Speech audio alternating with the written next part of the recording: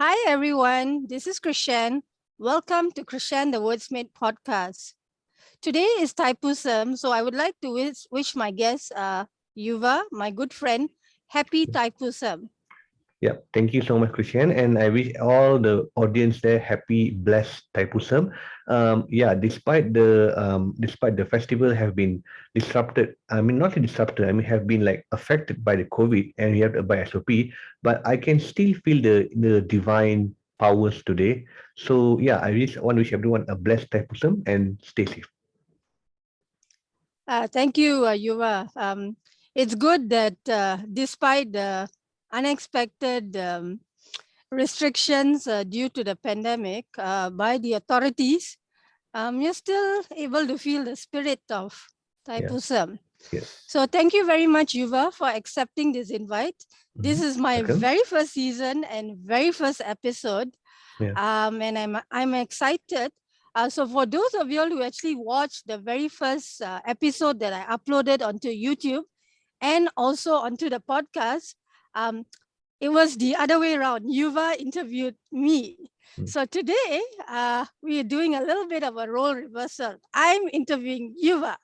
So we are going to get to know Yuva a little bit more and see what is his perspective on different things, as well as his life journey, because he has had various experiences and he's juggling so many different things at the same time. So he and I have the juggling acting in common. Yeah, both of us are expert jugglers, you know. Yes, and every day we get better at it, and we add on more stuff, and then we realize whether it's a good idea to add on more or just stick to what we already have. Yeah. Okay, so you just to set the stage for this, you and I are very good friends. We've gotten to know each other quite well over the last 1 year, even though we've known each other for I think easily about 4 years, because we know each other through this lay community called Own Your Story, and during this pandemic, you can see our relationship has progressed, and we've gotten to know each other quite well. So we naturally talk quite often offline via chat, but this is going to be, shall I say, the second time we'll do this on camera. Yeah. But on my side, the other day it was on his side. Okay, so Yuva, can you tell our listeners and viewers a little bit more about yourself? What is your educational background? What are the many things that you are juggling? And just give them a little brief summary about yourself. Okay. All right, Christian. Thank you for that wonderful introduction again. And yeah, and as I said, basically I'm speaking to my dear friend. So like I'm feeling very comfortable talking right now. So yeah, my name is Yuvarajan Devandran. I'm the second son of second son of my family. I do have an elder brother, Yogesh Ruben, who is a doctor. Well, for me, I was born and bred in Tapa, so I was anak jati Tapah lah, Tapah Perak. So then I proceed with my primary and secondary education there. And for my teachers training education, I went to Johor Bahru, and Johor was my second home for 5.5 years. And right after that, I did my posting. I got posted in Sarawak for 3 years, in Perak for 3 years, and since then I got posted in KL for now it's the fourth year running lah. And I just have to mention one thing, Christian, for the information audience. Last Sunday, 16th of January, was a landmark day for me because I marked 10 years of service as a teacher. Wow, awesome. So fast already, yeah? 10 years, Yuva? Yep, exactly. Time flies. And then after that, about education background, I did my degree in teaching in Johor Bahru, and after that, I did my masters in educational administration in UPM, which is Wire Far Distance Learning, because I started my masters when I was in Sarawak and continued when I got transferred here. And then after that, currently I'm now doing my PhD in educational leadership in University Malaya. I'm in my in my seventh semester. I'm looking forward to end all my PhD work by this year because I think I've taken it too long. So I think just get it done. The year 2022 is a year of completion for me. And then apart from that, apart being a teacher and apart from being um, being a doctoral candidate in UM, I'm also a certified life coach. I just completed my graduation from J. Shetty Certification School, and my coaching niche is anti-discrimination. So this is where I work with young adults from 17 to 40 years old who have been subjected to discrimination. But for now, it's predominantly from the South Asian diaspora, which means that Indians, Sri Lankan, Pakistani, Bangladeshi. But in general, I do work anyone who has been discriminated, regardless of gender, race, and also social backgrounds. And then apart from that, I'm also a student in Temple of Fine Arts. So I'm also trained in Carnatic. So I'm now in a stage two. So yeah, like what Christian say, like juggling the act, juggling few glasses of water at the same time. That's the best way to summarize my life journey so far. Thank you, Yuva, for that broad introduction about yourself. So Yuva, what do you recall, or do you know what made you think of becoming a teacher? What was the reason you decided to become a teacher? Very interesting question, Krishan. You and I know the answer well, but I will say it in as subtle as possible for the general audience knowledge. Um, to be honest, teaching wasn't my first choice of career. I but then due to some circumstances in the past, I had to join teaching. But you know what? After 10 years of teaching, you start to grow fond towards the career. Because I think maybe because I like kids, I like children, so I have fun, dealing with kids because like children, they have the highest level of creativity. Because I think when I was taken one astrophysicist with the name of Neil deGrasse Tyson, he mentioned that children are natural born scientists. They are natural born experimentalists. They want to experiment what they do. So parents out there, if you have a children who constantly broke eggs or broken some things at furniture at home, don't scold them. Don't scold them. They are scientists in the making. So do not deprive their chance to experiment with nature. Okay. So did you hear that, to our listeners and viewers who are parents? Yuva is suggesting that you be more understanding towards your children, because perhaps their sense of wonder and curiosity is at work, and or perhaps they may be a little bit clumsy or careless. So it could be those two things, Yuva. Could be the sense of wonder, or could be maybe by accident they broke something. Okay. Yeah, but Okay. either or, this is all a valuable learning experience for children. Sure. Okay. Yes, we all learn from experiences. We learn from our mistakes. Okay. Coming back to the question I asked you about why you became a teacher. The next question that I have in mind, and I've been curious myself, and I don't think I actually ask you this question, Yuva, whenever we chat on a daily basis, because we normally talk about whatever's happening in our lives and the various challenges, the good news, the bad news, and all that stuff. What made you choose mathematics, Yuva? I know when you interviewed me, I think you mentioned a little bit about mathematics. Okay. I think you mentioned that you love the subject, or you're naturally skilled at it. Is it just that, or is there more to the whole story? Okay, thank you for another brilliant question, Christian. I'll say maybe because due to two reasons. I think it's not overfetched if I say that mathematics is my first love, because like yeah, I'm still single, I'm not married yet, so I can. Okay, so are you saying, Yuva, that once you get married, mathematics will change to your second love? No, I think they will share lah. They share the position with my wife. So yeah, Okay, yeah. so I those of think you future people who potentially may meet Yuva, please take note. hmm, don't worry. I had a platform enough for two people, so should be okay. Good to know. So yeah. So back to the question. Math is my first love. So I think maybe I have the tendency towards maths a bit higher, a higher tendency towards maths. And secondly, because like mathematics is like the knowledge is universal all over the world. For example, if you learn 1 plus 1 equal to 2 in Malaysia, the same thing you will learn in UK, in US, in Russia, in Timbuktu, in South Africa, in Patagonia, Chile. So even Antarctica, anywhere you go, the knowledge stays the same. So it's like a universal bond which keeps the world together. Despite we have like different languages, different region, different belief, but the knowledge of math is universal.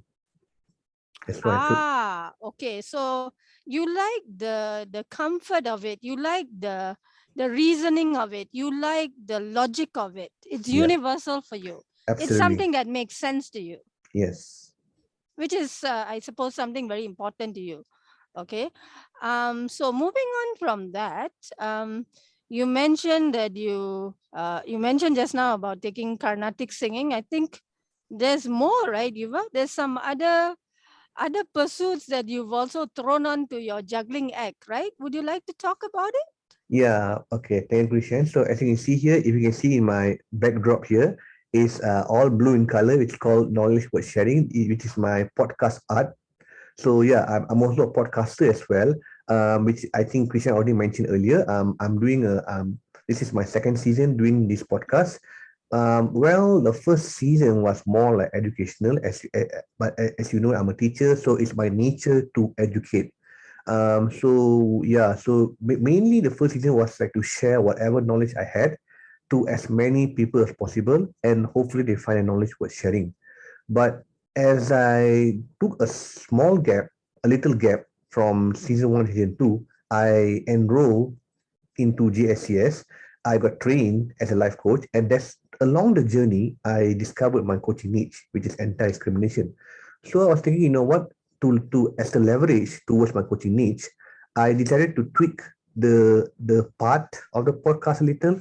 Well, it will still retain the same education element, but it will be more towards anti-discrimination because like this podcast will have a two purpose. One is like as a platform for discriminated people to voice out their hidden voice within them, and also number two, like to educate people about other beliefs, other events, basically about the world. Because I believe the basis of discrimination is ignorance, and education is the most potent weapon to combat ignorance. So once ignorance has been combated, I think soon discrimination can be lessened, in my belief. Okay. Thank you for that slight twist to the answer to the question I had. You surprised me, Yuva, in the way you decided to answer that question. I expected a certain your thoughts to go in a certain direction, but it's okay. That's Yeah, life. Not everything is predictable. You never know yeah, when where the conversation will go in which part. yes. Okay. I'm a pocket full of surprises. So yeah. So am I. So am I. Mm, Okay. So let's continue having fun and having this dynamic conversation. yeah, Okay, so leading on from what we were talking about, the juggling act and all that, um, you mentioned that you're on the seventh semester of your PhD. yeah. So, and you feel that it's taking a long time. Normally, for a PhD, if I'm correct, the minimum, what I understand is normally it's somewhere to be completed within 3 to 5 years, or sometimes if the person is doing it part-time, I think it can be extended to what, 7 to 9 years. Is that correct, Yuva? Well, I have to disagree with that because like it differs from individual to individual. So like um, for the knowledge of the audience, PhD in UM, there are two types, which is full research and mixed mode. So Mm-hmm. full research, the difference between full research and mixed mode. Full research, under full research mode, you'll start working on your research from day one, since the from the day you register to enroll to UM, Mm-hmm. and they will appoint a supervisor for you, which is Mm-hmm. written in the offer letter. But for mixed mode, it's a bit different. Mixed mode, you Okay. have to complete all certain credit hours for courses, Mm-hmm. which include assignment and also exams. Only Okay. after you completed the allocated credit hours Mm-hmm. for lectures, then only you can proceed into start working on a thesis. So for Okay. me, I took mixed mode Mm-hmm. because I believe because my knowledge on research method was not that solid Okay. from my master's days. So I was thinking, you know what, just take a few, maybe 4 semesters just to, polish my knowledge to research method, because research method is do or die for research. Because let's say if your research method is shaky, Mm-hmm. then it will affect the whole thesis in general. Okay. So you have to make sure your method is absolutely spot on, must be solid. Okay. So that's why I spent extra 4 semesters to go through lectures and exams, Mm-hmm. and from semester 5 I started to work on my research, Mm-hmm. and right now it's on proposal stage. Mm-hmm. I'm looking forward to defend my proposal, Mm-hmm. and after that, like conducting research, and from there start the final write up, and hopefully I could complete it by God willing by May 2022. Okay, so you've got a little over 4 months to go, according to the uh, deadline or time frame that you've set for yourself. Yep. I'm sure, knowing you quite well, when you say that, I think you, like me, are a very practical and realistic person. So Yep. that's why you set a certain time frame, because you're Yes. very confident about what you can do and achieve within a certain time frame. So I wish Yep. you well. I Thank you so much. I hope and pray, fingers crossed, Fingers that crossed. you get reach the goal Mm-hmm. by May this year. Yep. Okay. Let's just change tact a little bit. Okay. So Yuva, uh, we'll move away a little bit from education for now. Mm-hmm. Um, just Yuva, I'm a little curious. As you said, becoming a teacher wasn't the first choice, but doing the masters and PhD was definitely something was in your plan.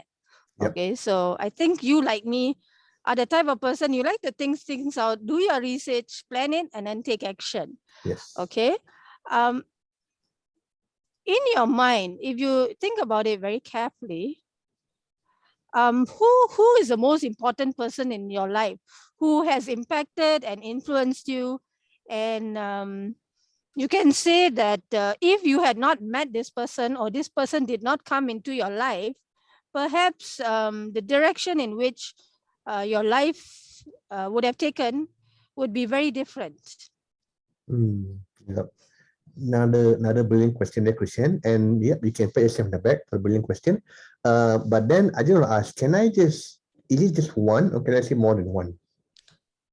To start off, maybe one person, and perhaps if there's a tie-in between the first person and the Yeah. second person, and you feel that it's important to mention the second person, please do go ahead. Okay, sure. So I'll say the first person which like changed the trajectory of my life is my first ex-girlfriend, because like growing up, I'm being an introvert, so which means that I don't date out a lot. I'm an introvert. I'm the type of person who likes to spend mostly at home reading books. Mm-hmm. So despite my name Yuvarajan in Sanskrit means prince, but I'm nothing about. Ah. I'm prince, but I'm not Prince Charming. I'm just a namesake. So which means I'm not ladies man. I'm not popular. among ladies. Okay. So going out dating was a big challenge for me. Okay. So when I first met this girl, I'm not going to say her name because like to protect her privacy.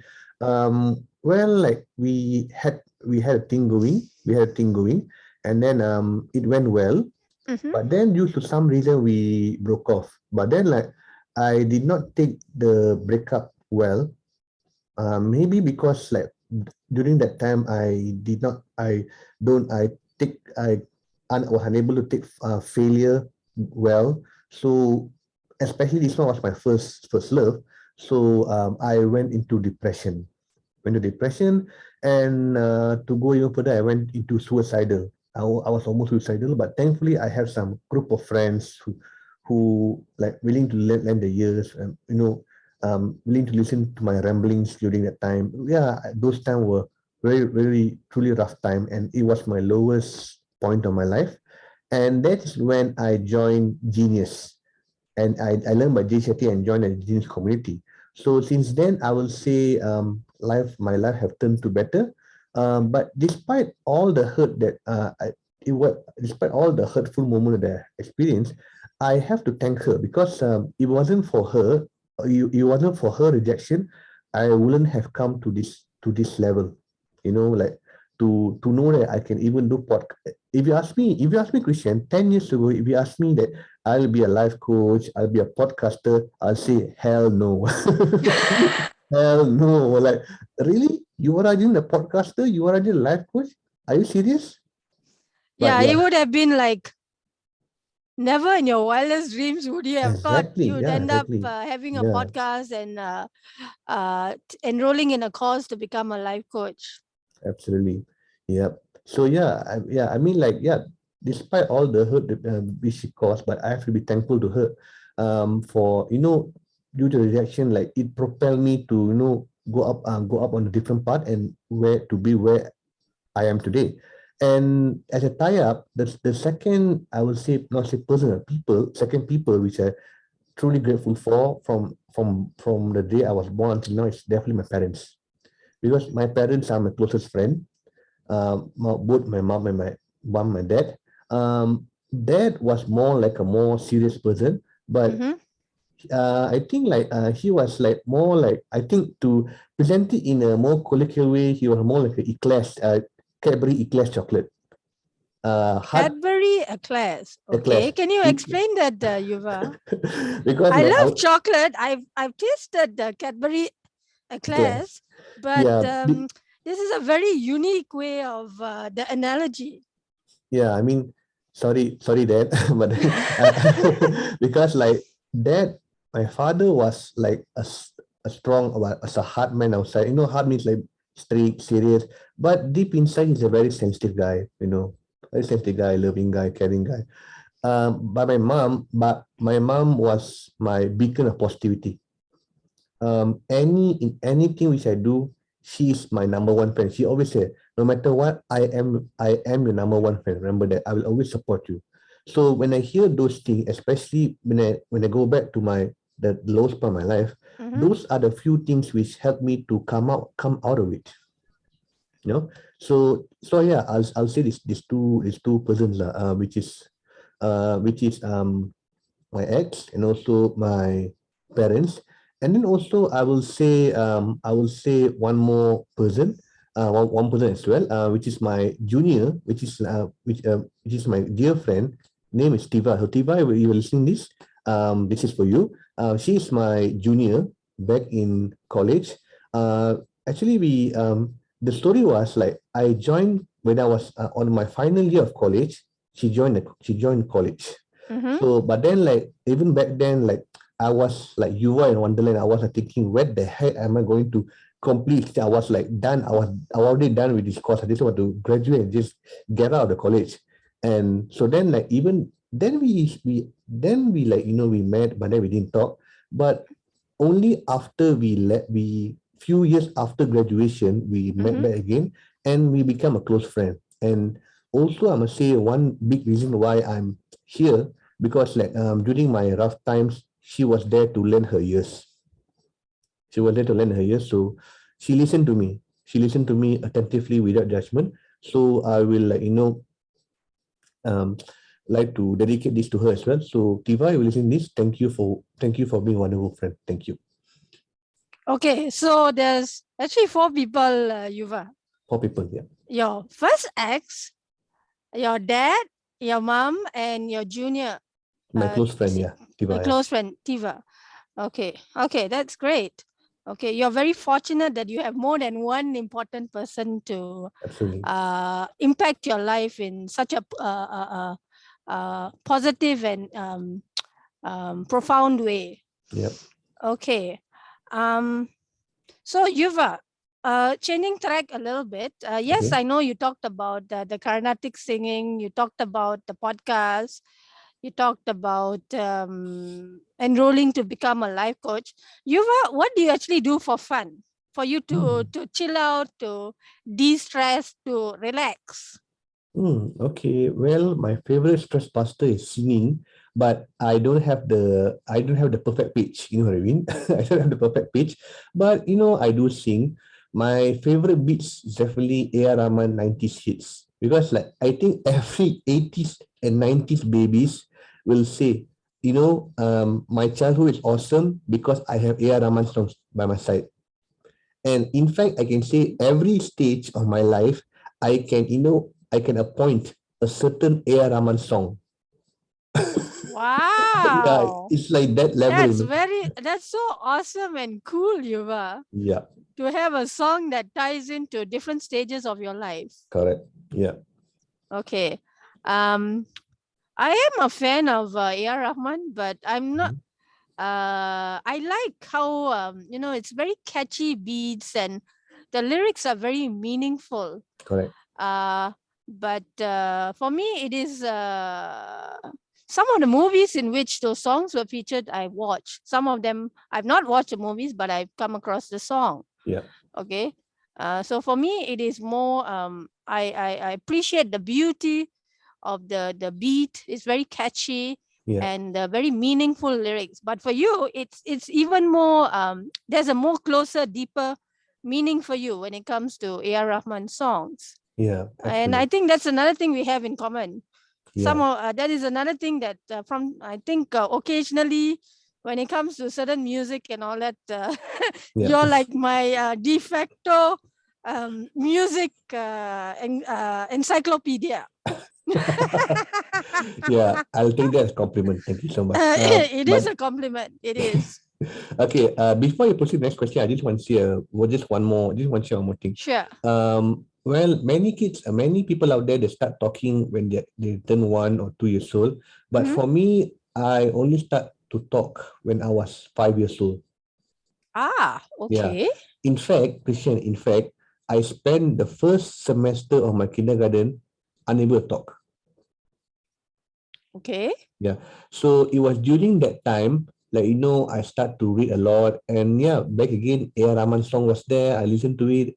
I was singing Mustafa, Mustafa, don't worry, Oh, that song. Oh, Mustafa. cool. Nah, Alam yang tolen Mustafa. So, so I think those were the first song which I sing. Well, I do listen to Roja, which is 1992. I do listen to that, but I don't sing. But the first song which I sing, after I managed to get my ability to talk, was a song Mustafa, Mustafa. For the audience, the song is a friendship song, and I will say that's the song which defined my childhood.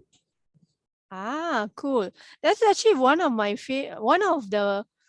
few of my favorite A.R. Rahman songs, Yuva. Yeah. And I actually watched the movie. Yeah, Okay, nice so movie. Yeah. to me, a song is good, but when you tie it to a movie, it takes on a much more deeper meaning. It's a more Right. memorable experience. Yeah.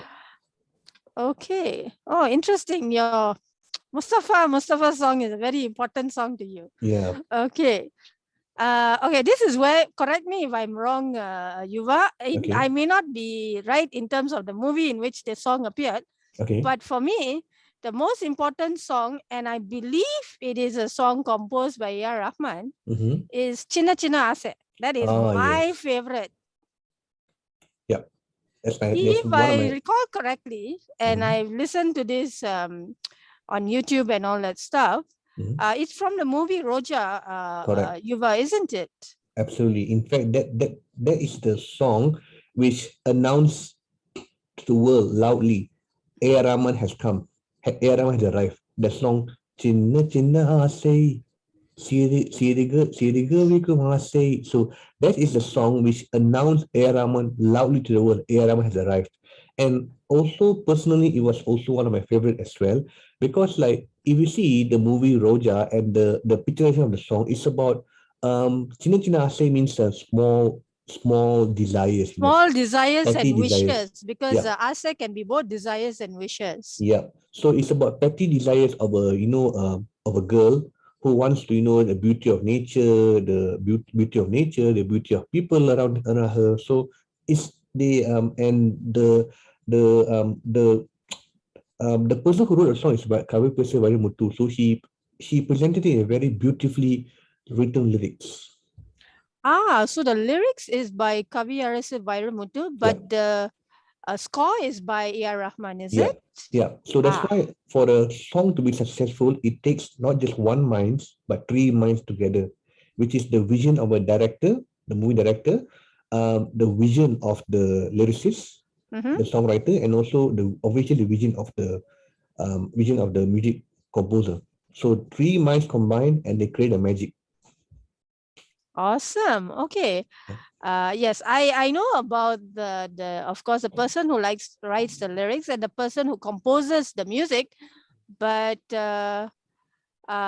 you just filled in the third most important person, which is the director, the music director, or maybe if Oh, it's in a I mean, movie, perhaps the film director. film director, yes, correct. Okay.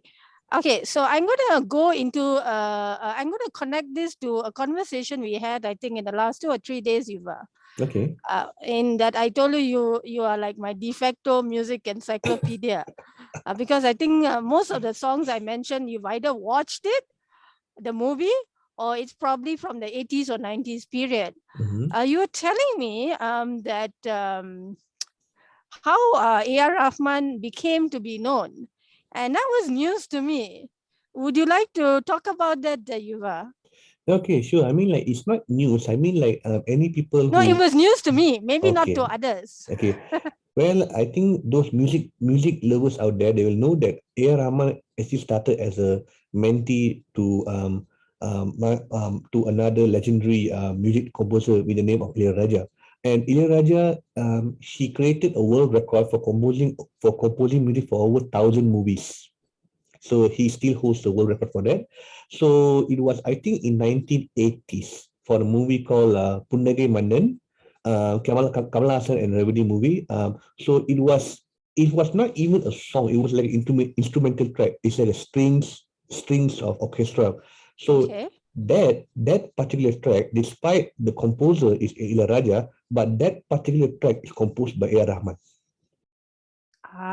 Yeah, yeah. Interesting. How the great maestro Raja is the person who brought A.R. Rahman to the forefront, so to speak. Or shall I say, in certain circles, they would say Maestro Raja gave the first break to A.R. Rahman.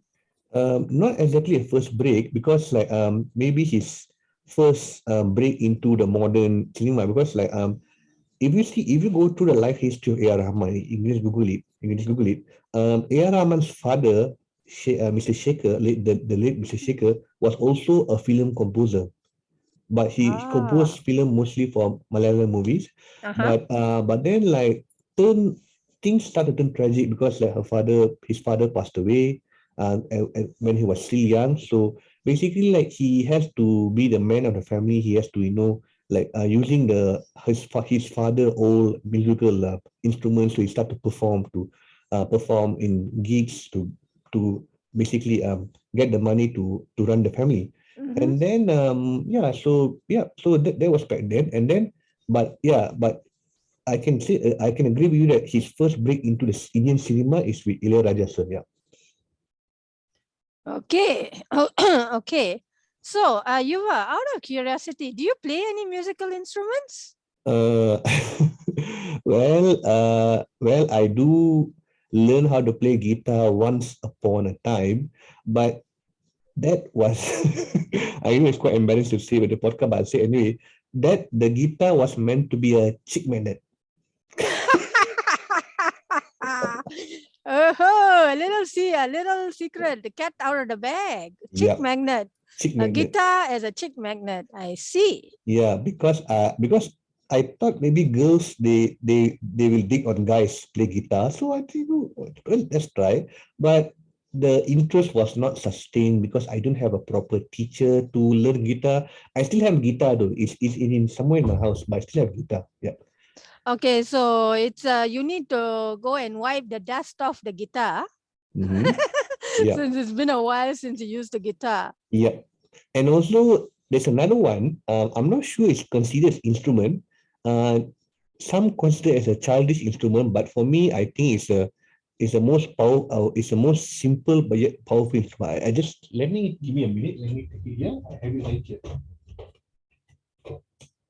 Okay, I'm intrigued. I'm curious what you consider the most powerful instrument. No, it's very simple and yet is very powerful. Okay.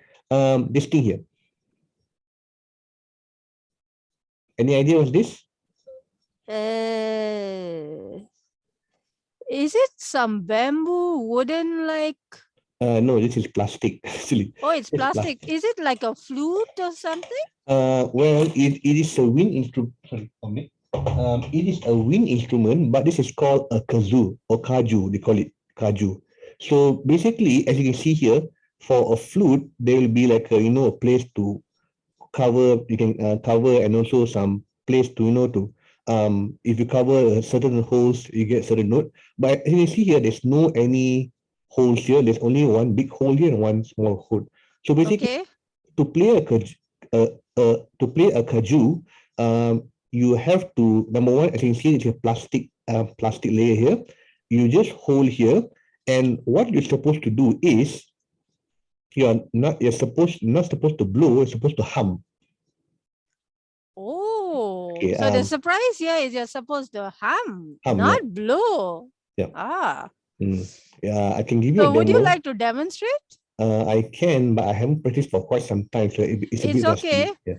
Yeah. Curiosity killed the cat. So I'm going to jump onto the Okay. curiosity here since Yeah.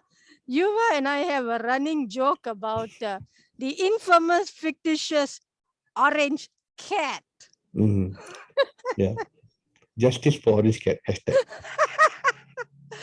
So Yuva, please do give us a short demonstration of how Okay. this very simple, most powerful thing, musical instrument works.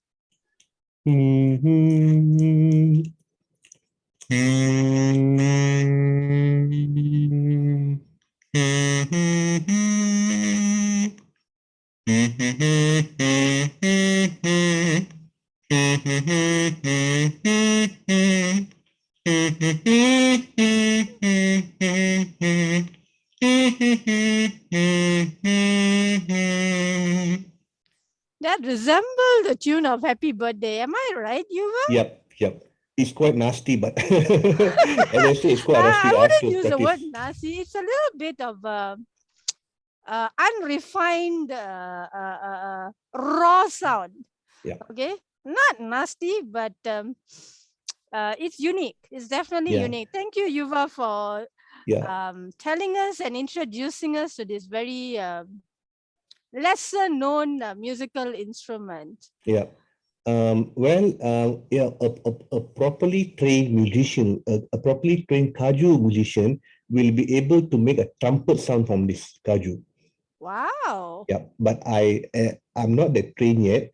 So yeah, you can just it's on Google. It's on Google. You can just it's on YouTube. You can just find okay how to play kaju. Yeah. Cool, cool, Yuva. I'm learning some interesting things in general, and Mm. also uh, definitely some stuff about you that we have not even touched in our online off-camera Yeah. conversations. Mm-hmm. So, Yuva, Coming back to changing tack a little bit. So you are a mathematics teacher. You are a JSCS certified coach. You're in the midst of the tail end of your PhD. What is the next challenge after you complete the PhD? What are the future plans? Well, next is obviously the short-term plan is to run a coaching business because I already have the license. Already have a license. I can just show my certificate here. I just saw my certificate. I just got I graduate. I'm not sure if you can see or not. Not really, Yuva. Okay. Briefly, we saw it just now. I think this is because of the virtual background. Okay. Let me try to change the background first. Sure. So as you can see here, this is my certificate. Okay. So I graduated back in October and I just got a certificate like 4 days ago. So this is basically like my Okay. license to So do. hot off the press, so to speak, lah. Yep. Yep. Exactly. You can say that. Yep. So yep. So the short term plan for now is like to start my coaching business, and then after that, like to further fortify my coaching skills, I plan to enroll into NLP, which is neuro linguistic programming, and also into the law of attraction, which is more towards Ho'oponopono by Dr. Joe Vitale. Because why do I choose this? Because obviously, number one, neuro linguistic programming is like as a coach, you have to be able to use your power of words to affect to change to shift the client's mindset from being stuck to being I can do something about this. So that's required NLP. Number Mm-hmm. two, for Ho'oponopono is more like a personal choice because um, going back to my first breakup, I didn't get the closure which I wanted. So that's where I start to learn. I start to learn about Ho'oponopono. Ho'oponopono basically is like these four words: I'm sorry, please forgive me, I thank you, and I love you. So yes, I know those are very simple words, but if we say it repeatedly, if you say it repeatedly with full of emotion, you basically say with your heart, it will give you like a sense of calm, and through there it will help you to get a closure that you want. Because sometimes like there are things in life you want to get a closure, but you didn't get it. So in this for those kind of things, you have to prepare a closure for yourself. Why do you need closure? Because once you have closure, then you can move forward.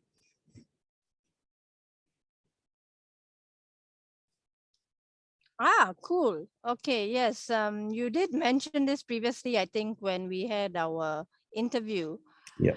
Um, those are actually two very cool and very fascinating areas, Yuva, Yeah. because I learned about the Ho'oponopono mantra, the chant. I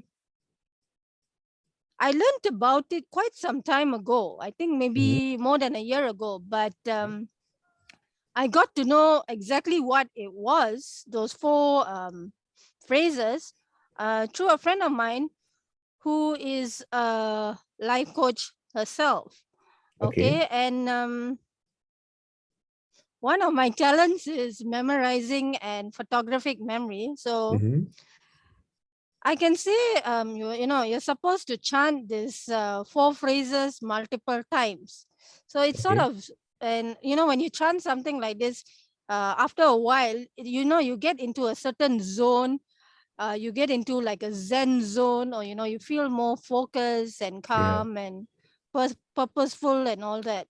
And Mm-hmm. they have they're very different versions of this, on YouTube and all that stuff.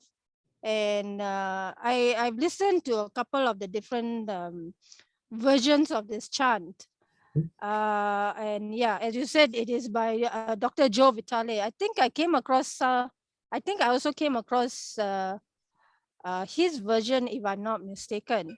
And the NLP, neuro linguistic programming, Yeah. that has been around for several years, but Yeah. I realized in the last maybe 5 to 8 years, I'm hearing more about it. It's Yeah. becoming very popular. It's like the in thing, the trend, and there's quite a few people who are trained in NLP.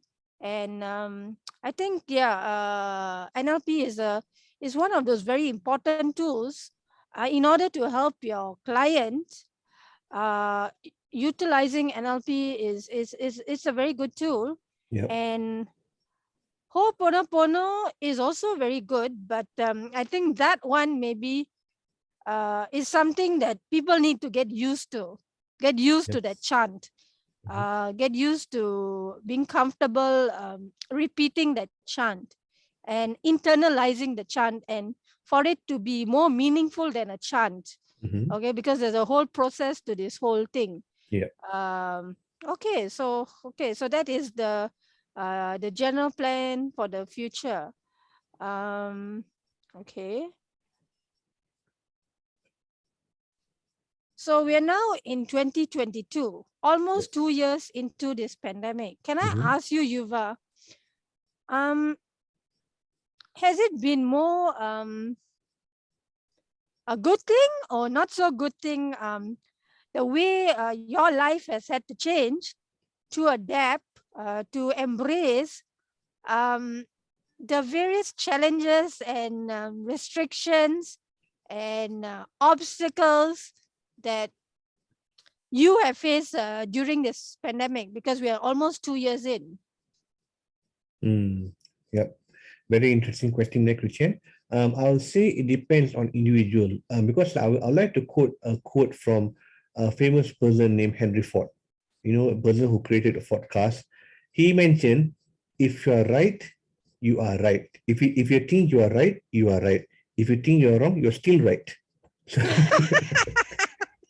So there's a twist to this quotation. yeah. So it basically means that what you perceive is what you feel.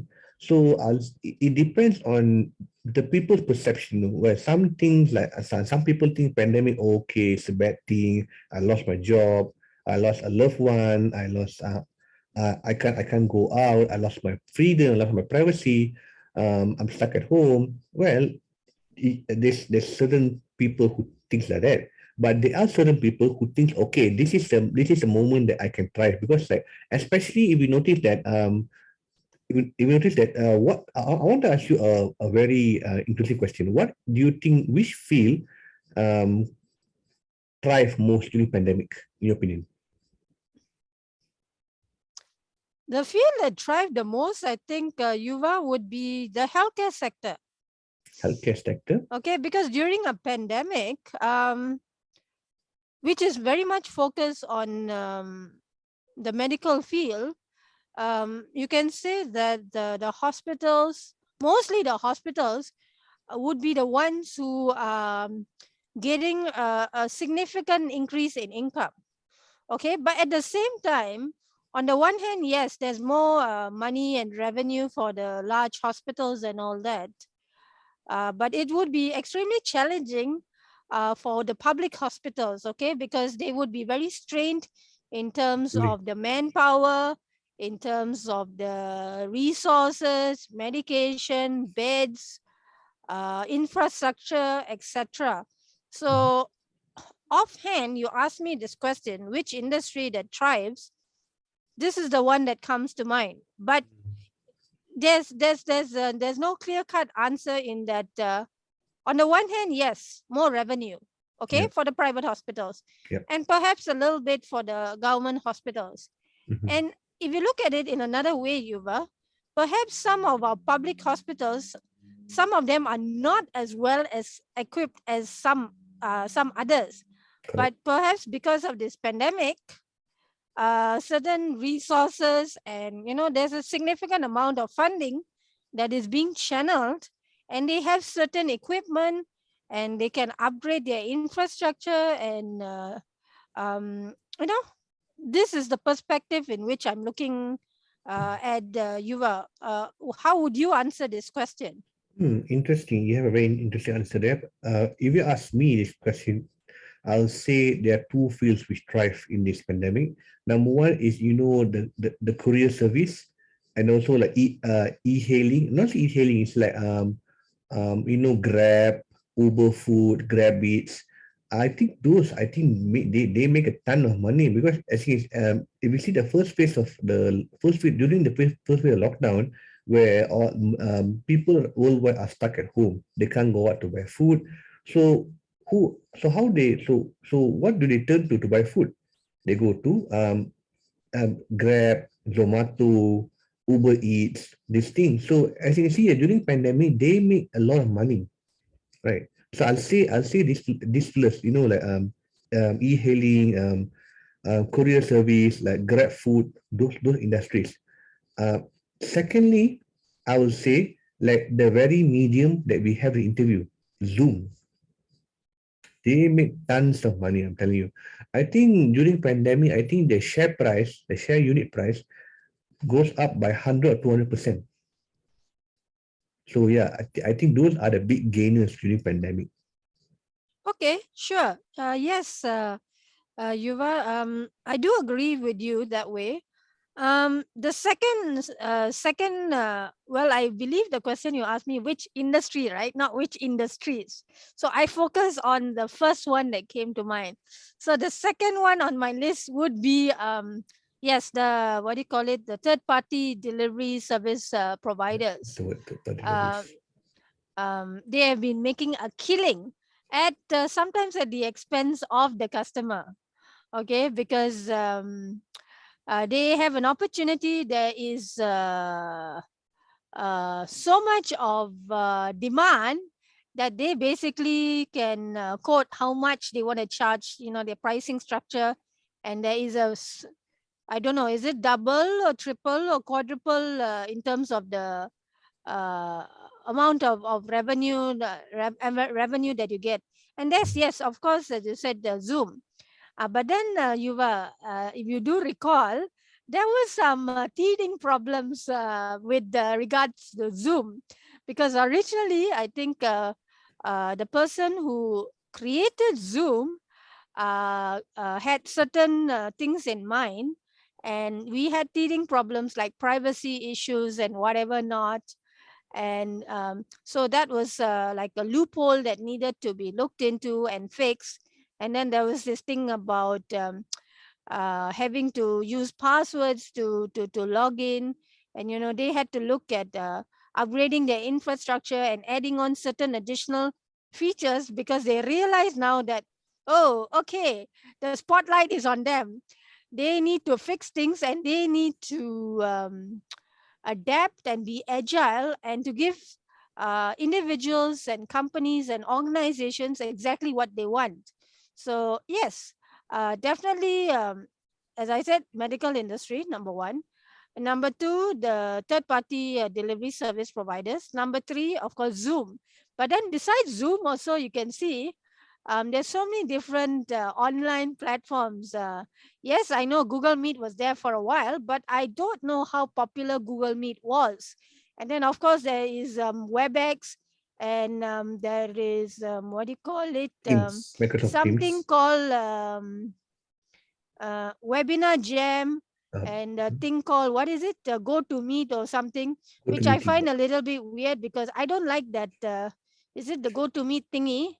Because even though there's a human being actually talking, you're not hearing the human being. You're actually hearing this very annoying and distorting robotic voice.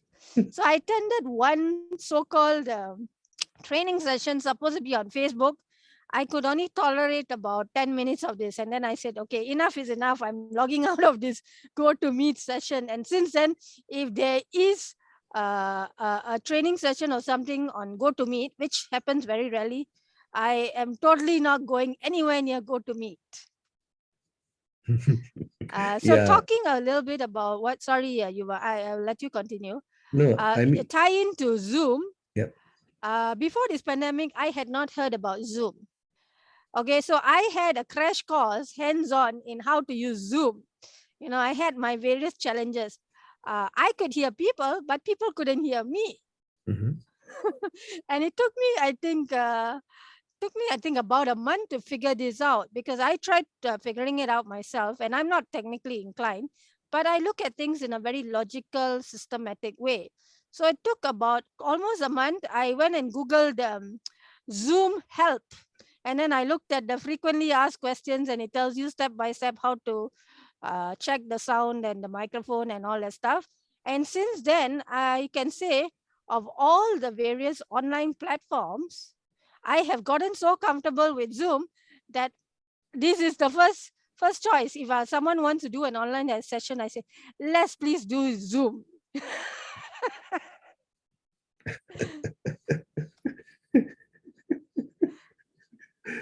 Well, that's some experience for you. Yeah, but yeah, as I say, everything there's a purpose for everything, you know. So yeah, it's a good learning experience for you. I'm happy for you. Okay, Yuva, you and I had unofficial agreement. We said we will try to keep this podcast to about an hour. Mhm. I think we are coming close to it. We have, I think, about another 5 or 10 minutes before Yeah, we come to the 1 hour mark. yeah. Um, let's see. So we talked about what you're doing right now. What are your future plans? What are the different things that you have explored and all that? Um, do you have, beyond what you mentioned, is there a skill or a specific field, or is there like beyond the setting up the coaching business, uh, and also helping people in your niche area of anti-discrimination, specifically bullying, is there some other goal or dream that is on your to-do list? To-do list. Okay. Well, I believe to go forward is not to compete, but to cooperate because it's easy to work together than go solo. Well, because I there's a quote which says that if you want to go first, you go alone. But you want to go far, you go together, right? So yeah, so maybe in the near future, I'm looking to collaborate with people, not just in my field, but also with various in various fields because I believe all of everyone has something in common. We always have something in common. So maybe we can work on that and develop and in turn develop our field together. So I'll say collaboration, interfield and intra-field collaborations. Okay. So that ties in actually at what I've been trying to do since last year, Yuva, because since the pandemic hit almost 2 years ago, just to give a little bit of background to those of the people who are watching this video interview as well as listening into the podcast. Mhm. 4 years ago, I celebrated on January 8th this year my milestone of 4 years of uh, when I started doing freelance work. And that was a big paradigm shift. And for those people who actually know me, they know that I'm actually not the type of person who would go into something totally new. I do like to learn new things. Okay. I like to gain knowledge and skills and all that. And I like to challenge myself. Okay. But more than 4 years ago, when I was left, you can say, in transition, and I was looking at the next suitable full-time position because my previous job was a contractual position, and knowing that the job market at the time for the last couple of years is an employer's market. So basically, they are in the driver's seat. They pick and choose what age, what race, what qualification. Is it like a fresh graduate or someone who doesn't have much working experience? Or the exception is they're looking for those who are more mature and experienced. Okay. So I was doing a little bit of soul searching, and I'm not sure how, but I came across the idea of freelancing. But I can tell you how one of the first few services I offered it hit me, which is how that came to mind, which is translation. Okay, because Yuva and I also have fun discussion about proofreading. If any of y'all have actually listened to the first episode of my podcast, as well as a video interview, we talked quite a bit about myself, my journey, my life experiences, and all that. Okay. But the freelance was actually meant to be a backup plan, a contingency plan, because I'm the type of person, I will take calculated risks. I will think things out, plan it properly, do my research, and then I will take action. And previously, I wasn't really a fan of, yes, change is inevitable, Inevitable. inevitable, but Inevitable. human nature is we don't like when things change drastically. Okay, and over time, I've learned to get comfortable and develop skills to deal with change and taking more risk and stepping further out of my comfort zone and all that. So, what was a contingency plan? The freelance suddenly took a life of its own and became the full time thing. Okay, and I started from scratch. There was no one to guide me, no one to tell me what to do. And during the process of doing soul searching, I was actually thinking very carefully. What are the things I can pursue? I know what are the skills I'm good at.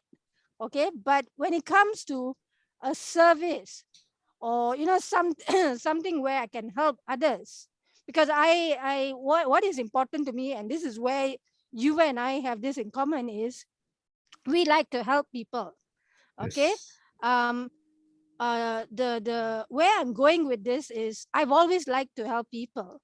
And even before I started doing freelance work, I used to when I'm talking to someone, I'm very observant. I would pick up on certain things, and then I'll tell the person, by the way, I happen to observe, there's something here that's not quite right. And I deliberately say something here that's not quite right. I choose not to use the word mistake or wrong.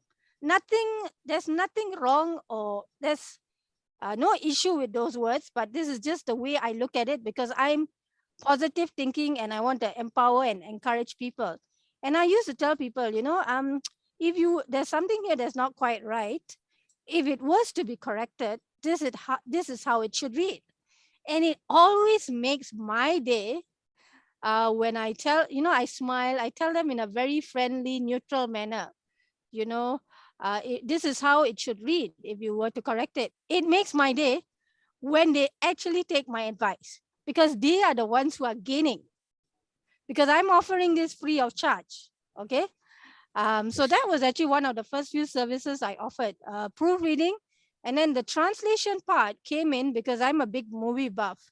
I don't know, Yuva, whether you are a big movie buff. I know you are a music aficionado, Mhm. a great fan of music, but I Yeah. don't know whether you're a movie buff. Yes, I'm also a movie buff, but I select I select which movies I like to watch because for me I do not like the commercial movies. I like the movie which is like which is like off the beat movies. Movies which actually have potent message, social message. Those are my favorite kind of movies.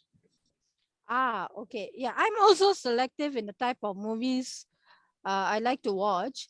And before this pandemic, you can say the cinema was like my second home. My way of relaxing and de-stressing was to watch a movie in the cinema. Mhm. Because, yes, of course, you got the TV at home, but in the cinema, you can sit. It's a nice, cool, relaxing, neutral environment, Mhm. for maybe that hour or two. If you're watching like a Tamil or Hindi movie, it's about 2.5 hours, 3 hours of relaxation and Mhm. entertainment as well. Yeah. Okay, so I go to the cinema to relax, de-stress, and to be entertained. But I realized in recent years, especially the English movie, the international movies, when you're watching, like, say, Spider-Man or what else, the Avengers and all that stuff, James Bond movie, if you actually pay attention to the subtitles, okay, you will notice there are some big boo-boos. There's some really serious mistakes being made in the subtitles. So coming back, I said, I go there to be entertained, right? Mm-hmm. So in a way, you can say it's like double the entertainment for me.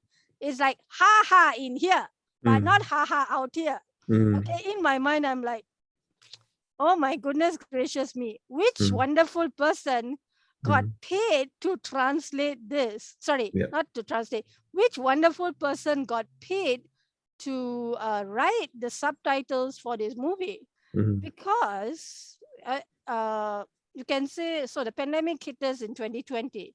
So you can say from maybe 2017 to about early 2020, if you watch the movies and you are very fluent in English and Bahasa, you will notice that someone has done a very, very, very bad job Yeah. of writing the subtitles, because there's the actor is or actress is saying something specifically in English. Mm-hmm. There's a specific meaning, there's a specific context. Okay. But when you read the subtitles, which you can't ignore because it's right towards the bottom half of the screen. So you can't Mm-hmm. actually ignore that, especially in the cinema, it's a large wide screen, right? Correct. Yeah. So the double entertainment in my mind is ha ha, but Mm-hmm. not out loud ha ha. Yeah. I'm like, oh my goodness gracious me. Yeah. Someone did a very bad job. And I think since I'm fluent in English and Bahasa, I can do a much better job of doing the subtitles. So that is the third service that I added on, besides my niche area, which is redesign and edit resume or CV, Mm-hmm. which is based on my hands-on experience as an employee, and in later years being on the other side, handling recruitment for two of the senior uh, roles I had in some of the companies I worked. Okay. So I just wanted to tell a little bit of that. Yes, Yuva, you want to say something? Yeah, I find it amusing when you mention about the subtitles for the movies, especially English movies.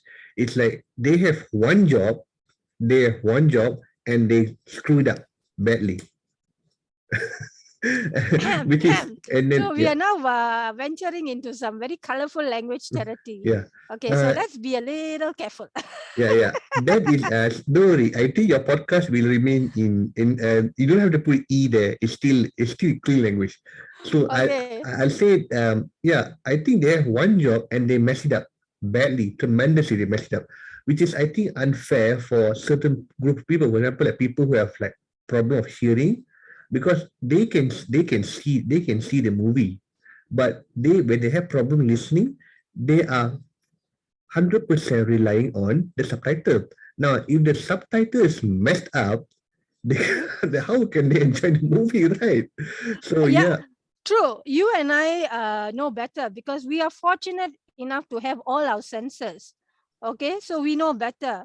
So it would be a big disadvantage for those who have certain challenges, especially as you said, those who have hearing difficulties and they're relying strictly on the subtitles. yeah, And if the subtitles are not maintaining the context and the actual meaning of what is being said in English, it mhm, is being put wrongly into Bahasa Malaysia. I'm not sure how many of the people who have various challenges would they be able to pick up that there's actually something fundamentally wrong here. yeah.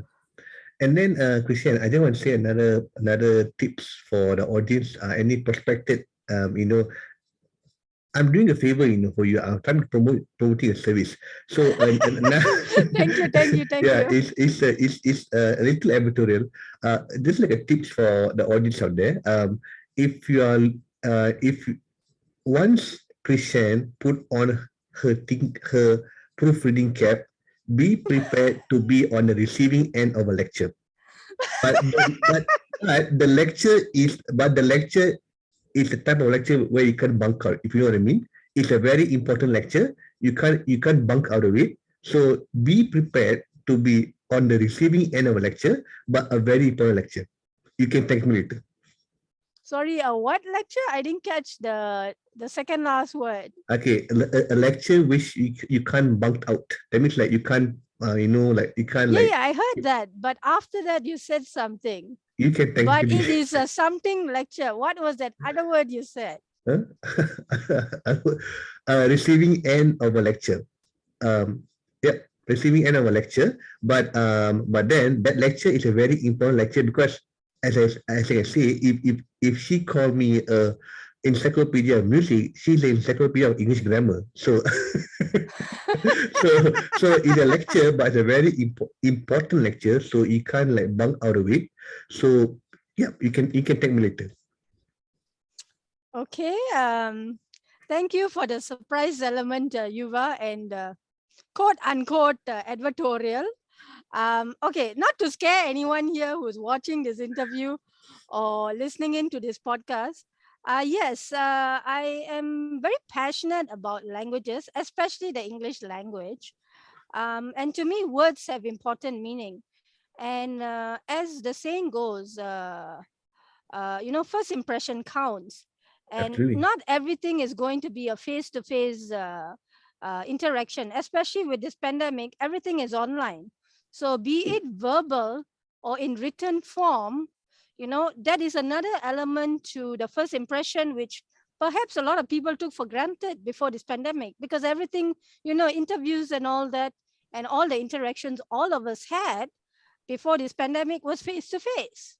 And I very much miss that. Okay. Nothing, even though we have Zoom and Skype and all that, but I still very much miss the face to face interaction. And due to unforeseen circumstances, not within my control, I've had to adapt in various ways with having to do without the very limited face-to-face interaction, face-to-face interaction. So coming back to what Yuva was saying, uh, I wouldn't use the word lecture. I would say that I would give feedback. I would give my perspective and my point of view about a given topic, or maybe if I come across uh, something, especially in written form, because a lot of us are doing chatting, whether it's on Zoom or Facebook or Messenger or WhatsApp and all that, LinkedIn and all that. So most of us are in written form, we're communicating with each other. So this is ties into the how important the first impression is. So I would say that I'm just like Yuva said, he wants to combat ignorance by education. I'm doing my part to share my knowledge, my fluent command of the English language, to help people, especially when I see perhaps they sent off the message or the letter or something in a hurry. Okay, and whether you're fluent or not in English, whenever you do something in a hurry or you're distracted, we're human. Not everyone is perfect. Yeah. Mistakes are made. Even I do make some mistakes, and I, as soon as I see it quickly, I correct it. Mhm. Okay. So those of you who would like a neutral third party pair of eyes to help you with your written communication, feel free to reach out to me. All the information is in the description. And to close this conversation, for the benefit of the listeners and the viewers, those of you who are interested to know more about Yuva, he's told us quite a bit about himself, and I've learned quite a lot more about him through this interview. Um, his contact details as well will be provided, attached to the video interview and the podcast. Um, so thank you very much, Yuva. I hope we will continue our usual online off-camera Mental session. candid discussion about whatever topics that are on our mind and all that. But for the benefit of the those who are watching the video interview and podcast, we will draw this conversation to an end. And I look for, thank you very much, Yuva, for joining me and for being my very first guest for the video interview and the podcast. And I would like to also thank all those who are tuning in to the video interview and the podcast. And I hope to see all of y'all. And I also welcome your feedback both to the video interview and the audio podcast. Any final words you would like to say, Yuva? Yeah, Krisha, I mean, I want to say thank you so much for inviting me to this podcast interview. And honestly, although you're saying that this is your first time doing interview, but I think you look like a seasoned interviewer. Like you got this, like you got this in you. Like, but like every experience is a learning experience. So yeah, you improve as you go. But for me, you look like a seasoned interviewer. It's like you got this built in within you, like the skills of interviewing, asking great questions. Yeah, I think things are going on the up for you, and I wish you all the best for the rest of your podcasting career. Yeah, thank Thank you. you, Yuva, for the glowing feedback. And to tie into something that Yuva said earlier, which, if you've listened to the video interview that I had with Yuva and the podcast, you ended it that way. And I believe I also want to end it that way. I was saying during the one that I did with you that partnership and collaboration are very important elements, more so since this pandemic hit. Okay. And you were saying, I was asking you what else is on your to-do list, and you said perhaps collaboration. Yeah. Um, for me, since last year, this is where I sort of tied in a little bit to where I was going with the freelance and how I started. Mm-hmm. I am looking at uh, having more people to collaborate with and looking at partnerships, because for 4 years I've done everything single-handedly. Mm-hmm. I'm good at multitasking and I've really pushed the limits myself.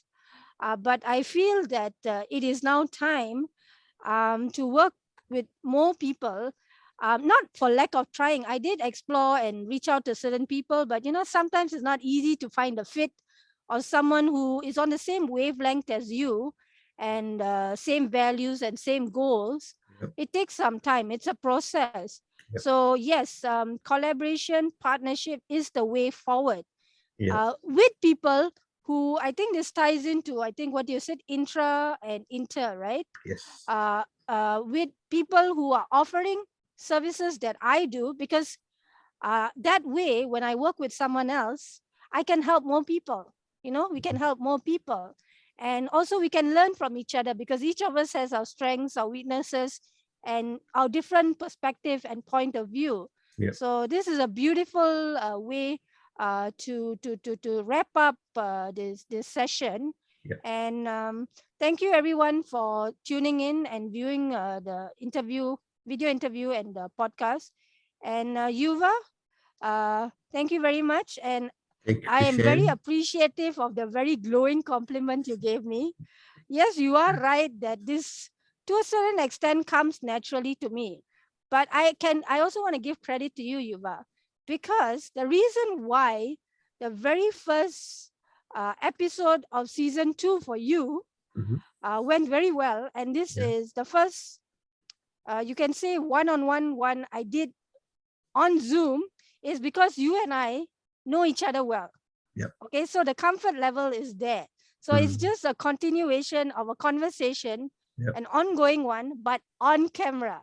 Yep. It's usually off camera. So I thank you for making it look easy, Mm-hmm. even though it's actually not that easy. But uh, through the new challenges I've taken on, the podcast and the video interview, as you said, I will learn. And I'm sure I will find my, what do you call it, the flow, or get my rhythm into it. Yeah. Okay, so signing off. Yeah. Once and for all, for I think the third and final time. Yeah, it's the testament that you're not too good at goodbyes. Sorry, testament to what? It's the testament that you're not too good at goodbyes. Okay, fine. Okay. I mean, I, I it's a joke. It's a joke. yeah. I know. It's a joke. I'm still trying to digest and process that, Yuva. Okay, probably it'll take me some time, but okay. Thank you, Yuva, and as usual, we will continue our conversation off Okay. camera. Yeah. Sure. Okay, good night and Good night, good all. morning or good afternoon to those of you who are watching this video interview or listening into the podcast, because I noticed that the people are coming from totally different places around the world. Okay, signing off. Yeah. Bye bye. Sayonara. Bye bye. Sayonara. Bye.